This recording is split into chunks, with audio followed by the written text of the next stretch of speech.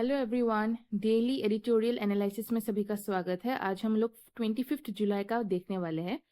जो हम लोग का फर्स्ट न्यूज़ है वो है warning signals for India from NATO's Ankara summit. जो हमारा फर्स्ट न्यूज़ होगा ये है आपका एडिटोरियल। वीडियो पॉज करके आप इसको पढ़ सकते हो। तो अगर हम न्यूज़ को देखें, एडिटोरियल को देखें, थोड़ा ओवरव्यू देखते हैं। जो 2026 नाटो का जो समिट हुआ था, ओके, इन अंकारा में हुआ था, मार्क अ डिसिसिव शिफ्ट किया गया था उसमें। अगर आप देखोगे it was towards higher defence, okay, higher defence spending, industrial mobilisation and long term support for Ukraine. ठीक है। So for India these developments have implications for defense imports, global arm availability and need to accelerate defense self reliance। तो ये आप याद रखेंगे कि क्यों ये नाटो समिट अंकारा में किया गया था 2026 का। इसका मेन जो आप बोलो एम है वो आपको याद रखना है और इसके रीजंस आपको याद रखने हैं, क्योंकि ये एमसीक्यू बेस में भी आ जाएगा। एमसीक्यू प्लस जो रिटन होगा दोनों में आ सकता है। इंपॉर्टेंट है ये काफी। इसके स्ट्रेटेजिक हम लोग आउटकम्स देखते हैं, ओके, अंकारा समिट का। जो नाटो है, नाटो का 32 मेंबर्स होता है, आप सबको पता है। इन लोगों ने रीएफर्म्ड किया है कि आर्टिकल 5 का जो कलेक्टिव डिफेंस है एंड ट्रांस एटलांटिक यूनिटी को उन लोगों ने रीएफर्म्ड कर दिया है। रेटरेटेड दी हैग कमिटमेंट जो था to raise defence expenditure to 5% of GDP by 2035, ये हुआ है। कंटिन्यू किया गया है unwavering military and political support to Ukraine, for Ukraine. Ukraine का सपोर्ट यहाँ पे दिखाई दे रहा है। Committed to building a strong defence industrial base DIB through coordinated industrial capacity, technology and innovation. और फोकस शिफ्ट किया गया है from declarations to implementation and capability creation. Okay, अगर हम लोग चेंजिंग सिक्योरिटी लैंडस्केप के बारे में बात करें तो ये आप पोस्टर को अच्छे से देखो। यहाँ पे एक चेंजिंग सिक्योरिटी लैंडस्केप आपको दिखाई देगा। नेटो का ये स्ट्रेटेजिक पाइवोट है। एक तरफ है आपका द इवोल्यूशन ऑफ नेटोस मिशन, दूसरी तरफ है करेंट स्ट्रेटेजिक रियलिटीज क्या है। तो मिशन देखते हैं, from cold war defence to Balkans, the global war on terror, modern great power competition. और करेंट स्ट्रेटेजिक में accelerated eastward expansion, defence manufacturing shortages and rebuilding industrial capacity. तो इससे हम लोग ये पता कर सकते हैं कि अगर यूक्रेन में वो लोग सपोर्ट दिखा रहे हैं, 32 कंट्रीज एक साथ अगर ये दिखा रहे हैं यूक्रेन को सपोर्ट, तो इसका मतलब है कि वो लोग रशिया के अगेंस्ट है। NATO was against Russia only. It was made to protect the countries which would be attacked by Russia. If Russia attack, NATO एक साथ उसका मुकाबला करेगा। तो ये उसका मेन चीज था। लेकिन आपका क्वेश्चन आएगा कि 2026 का जो नेटो समिट हुआ इसका रीजन क्या होगा। ठीक है, तो ये हायर डिफेंस की वजह से किया गया है, industrial mobilisation and long term support Ukraine का। इसमें यूक्रेन को ध्यान में रखा गया है। और इंडिया का रोल देखो, this development implication for defence imports. ठीक है, तो पोस्टर को आप अच्छे से देखोगे।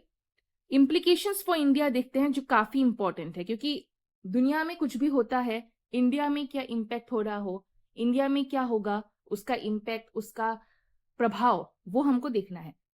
सो rising NATO's demand shifts the global arms market from a buyers market to a sellers market.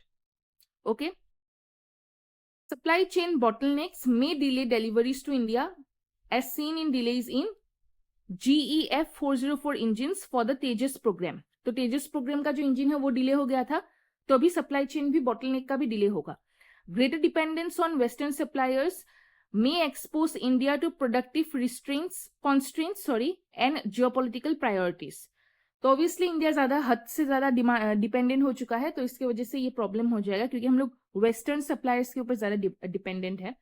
Competition होगा for advance defence technologies likely to intensify. Okay, need for defence self reliance, इसका देखें तो strengthen आत्मनिर्भर Bharat in defence में करना चाहिए by expanding indigenous production, build domestic capability in AI, drone, cyber warfare, electronic warfare, missile system, resilient communication networks. Increase investment in R&D, private sector participation, defense manufacturing ecosystem, reduce vulnerability by diversifying imports while developing long-term technological sovereignty. Way forward देखते हैं, accelerate करेंगे defense industrial reforms को under Make in India and defense corridors. Okay, expand strategic partnerships for technology transfer rather than mere procurement. Enhance करेंगे indigenous design, ठीक है, indigenous design, testing और production capacity को balance करेंगे strategic autonomy with pragmatic engagement across competing geopolitical blocks. तो इससे question आपका ये आएगा, 15 मार्क्स का आपको प्रैक्टिस करना है. PYQ 2023 में 15 मार्क्स का मिला था, वो आपको प्रैक्टिस करना है और ये कुछ छोटे रिकॉल करने हैं आपको क्वेश्चंस. उसके बाद हमारा सेकंड जो है वो है कोर अपग्रेड.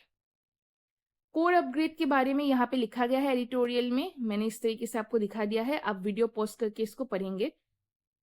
ओवरव्यू के बारे में बात करें, इंडेक्स का जो कोर इंडस्ट्रीज है, इंडेक्स ऑफ कोर इंडस्ट्रीज कहते हैं इसको, ICI, it has been revised with a new base year, updated methodology and expanded sectoral coverage. Revision align कर रहा है with other macro economic जो indicators है उसके साथ, and improves measurement of industrial activity, making it more useful for policy formulation and economic assessment. अगर हम लोग की चेंजेस देखें कि रिवाइज्ड ICI में की चेंजेस क्या है, तो new base year and methodology का जो अलाइनमेंट है, it is with updated national statistical standards. Coverage expanded from 8 to 9 sectors with inclusion of iron ore sector. Revise weights है, reflect the changing structure of the economy. Improve methodology of coal and steel, removes previous double counting. Makes ICI more representative of present day industrial performance. Shift हो चुका है in sectoral weight. Electricity now accounts for over 30% of the index. Earlier कितना था, 20% था, अभी 30% हो चुका है. रिफ्लेक्टिंग राइजिंग है electricity demand and renewable energy expansion में. वेट्स ऑफ कोल अप्रॉक्स 5.6% है एंड नेचुरल गैस है अप्रॉक्स 3.8%. नियरली हाफ हो चुका है. Redistribution of weights mirrors India's changing production and consumption patterns and better captures the growing importance of clean energy industrial growth देखने को मिल रहा है. तो इकोनॉमिक इनसाइट्स एक बार देखो फ्रॉम द न्यू सीरीज. तो ये आपका new index core industry ICI का है ये. ओके, इधर industrial resilience and growth drivers दिख रहा है आपको, आयरन ओर का, इलेक्ट्रिसिटी का. ओके, इधर में ICI ग्रोथ इन जून 2026 का 5% दिख रहा है और इधर crude oil, natural gas and domestic resource bottleneck का है जो स्ट्रक्चरल कंसर्न्स इन एनर्जी दिखाता है. तो आप एक बार ये पोस्टर वीडियो पोस्ट करके पढ़ेंगे.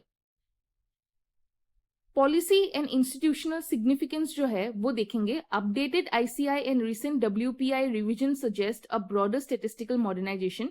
एडिटोरियल बोल रहा है that WPI and ICI should shift from the ministry of commerce and industry to ministry of statistics and programme implementation, MOSPI में जाने के लिए बोल रहा है, which already compiles CPI and IIP.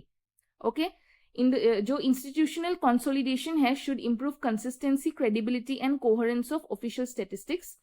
Better data quality support करना चाहिए evidence based policy making and investment decision में.